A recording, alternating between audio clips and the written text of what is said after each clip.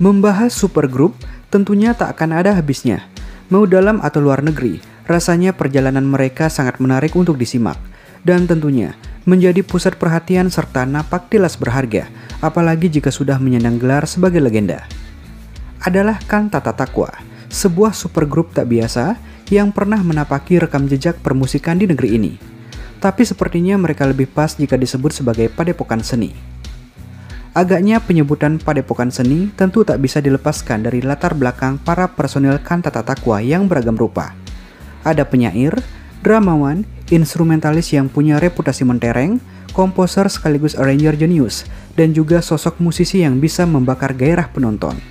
Sungguh perpaduan yang menakjubkan. Nah, di sini saya akan menceritakan kembali sekelumit kisah para legenda ini, dan tentunya juga konser akbar Kantata Takwa pada tahun 1990 di Stadion Utama Senayan, Jakarta. Yuk langsung saja kita gaskan.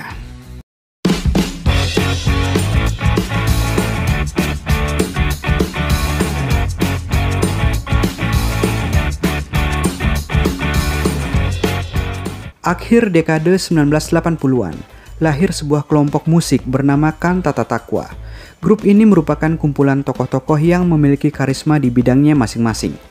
Mereka adalah Iwan Fals dan Saung Jabo, pengarang lagu dan penyanyi berbobot dengan jutaan penggemar. Ada Setiawan Jodi, pengusaha sukses sekaligus musisi ternama. Terus ada W.S. Rendra, penyair dan dramawan yang berwibawa. Juga Joki Surya Prayogo, arranger dan pemain keyboard senior. Ada juga Doni Fatah, pemain bass musik rock yang ulung. Dan ini Sisri, seorang pemain drum dan perkusi yang kreatif. Tahun 1990, mereka mengeluarkan album perdana bertitel Kantata Takwa. Dari album yang juga menghadirkan permainan gitar Ed Syarani dan Reddy Nur, gebukan drum Budi Haryono serta tiupan saksofon Emong Raharjo ini melejit nomor kesaksian yang sangat ekspresif. Meskipun merupakan grup musik, Kantata mempunyai kekhasan dibandingkan grup-grup lain. Kantata lebih tepat juga disebut sebagai sebuah forum komunikasi, diskusi dan pengejawantahan kreativitas dari sensitivitas sosioestetik para personilnya. Visi yang kuat akan kondisi sosial budaya menjadikan mereka sebagai wujud representasi baru atas perjalanan panjang serta dinamika kehidupan masyarakat kita. Bagi Kantata, musik adalah sarana untuk mengkomunikasikan lirik hasil perjalanan tersebut. Oleh karena itu, Kantata tidak mengikrarkan diri sebagai wakil dari jenis musik tertentu. Hal terpenting adalah meramu musik mana yang paling pas untuk mengiringi lirik masing-masing lagu mereka. Melodi lagu-lagu mereka tidak berniat membawa orang hingga lupa akan maknanya, tetapi cenderung lugas hingga pesan yang dikandung dalam lirik menjadi transparan. Maka ketika kita mengapresiasi nyanyian Kantata, yang terbentang adalah potret-potret kehidupan, mulai dari yang religius hingga yang tragis. Simak misalnya lagu Kesaksian yang menggambarkan berbagai macam kejadian yang harus dikabarkan, atau Orang-Orang Kalah yang menggambarkan daya hidup uang cilik. Sementara itu lagu Kantata Takwa sendiri merefleksikan kepasrahan manusia di hadapan Tuhan.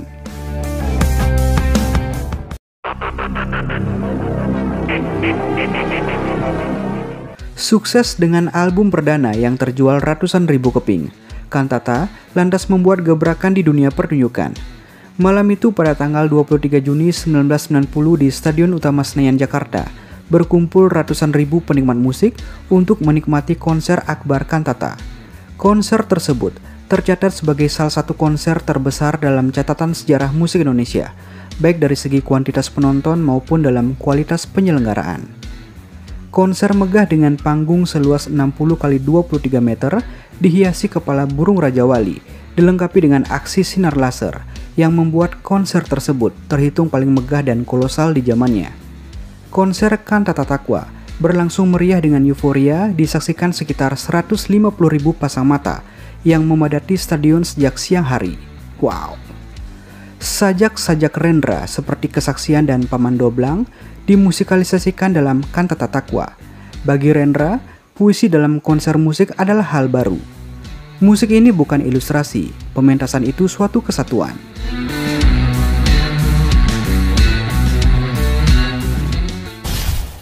Beberapa bulan kemudian, Kantata melakukan konser tur yang tak kalah akbarnya ke berbagai daerah, antara lain konser di Surabaya pada tanggal 11-12 Agustus 1990, dan konser di Solo pada tanggal 11-12 September 1990.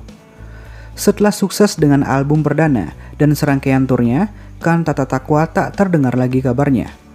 Para personilnya lebih terfokus pada aktivitas masing-masing. Iwan Fals waktu itu menggarap album solonya yakni Cikal, belum ada judul, Hijau dan Orang Gila.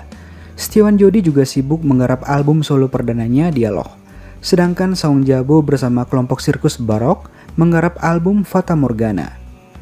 Sebenarnya beberapa dari personil Kantata tetap berkolaborasi, hanya saja mereka mengibarkan bendera yang berbeda.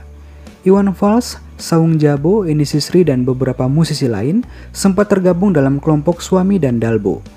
Pada tahun 1994, Iwan Fals dan Saung Jabo bahkan mengeluarkan album duet berjudul Anak Wayang. Indikasi kemunculan kembali Kantata baru terlihat pada awal 1995. Saat itu mereka manggung untuk kalangan terbatas di Hard Rock Cafe Jakarta. Tak lama kemudian, pada tanggal 15 Oktober 1995, Kantata kembali menggelar konser akbar di lapangan terbuka di Surakarta. Hasil rekaman pertunjukan yang dijejali sekitar 300.000 penonton itu ditayangkan oleh TPI. Di waktu itu lagu-lagu dari konser tersebut secara bergantian biasanya hadir pula pada acara Panggung Mania di TPI setiap minggu malam. Kantata nampaknya memang bertekad untuk kembali menghangatkan jagat musik Indonesia. Terbukti menjelang akhir 1996, mereka berkumpul di Camping Lawu Resort, Tawangmangu, Solo, Jawa Tengah. Di bumi perkemahan seluas 14 hektar milik Setiawan Jodi ini, Kantata menggarap album kedua. Mereka yang berkumpul tidak banyak berubah dari album pertama.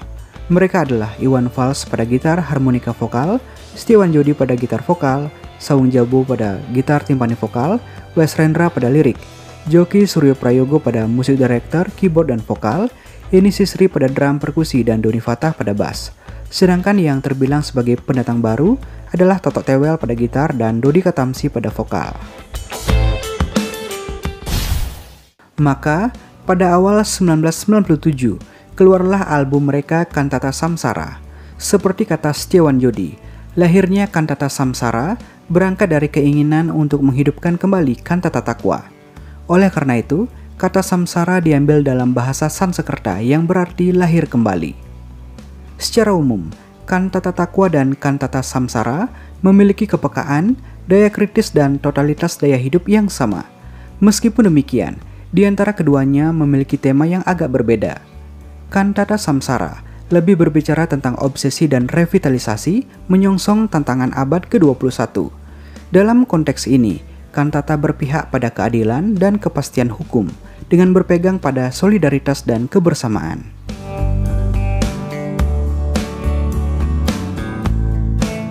Hal yang juga agak berbeda bahwa lagu-lagu pada album Kantata Samsara terasa lebih kontemplatif serta banyak menggunakan bahasa simbol yang liris. Permenungan yang mendalam dan bahkan menyayat begitu terasa pada lagu Anak Zaman, Song-Songlah dan lagu Buat Penyaksi. Sementara itu ramuan bahasa simbol dapat dinikmati pada lagu Nyanyian Preman, Asmaragama dan Langgam Lawu.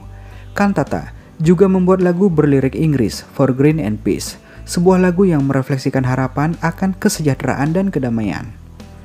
Memasuki awal 1998, Kantata kembali hadir dengan mengeluarkan album ketiga, Kantata Takwa Samsara.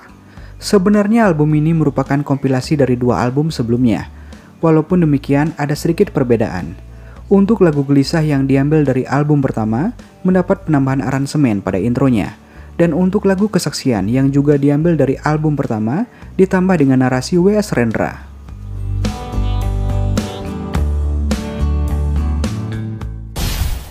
Pada tahun 1999, tanpa didukung Iwan Fals, Kantata kembali melahirkan album berjudul Kantata Revolver yang diproduksi Kantata Bangsa Foundation. Singkatnya, mereka akhirnya kembali bergabung, termasuk Iwan Fals yang beberapa tahun sebelumnya menyatakan keluar, menggelar konser di Parkir Timun Senayan pada tanggal 30 Agustus 2003.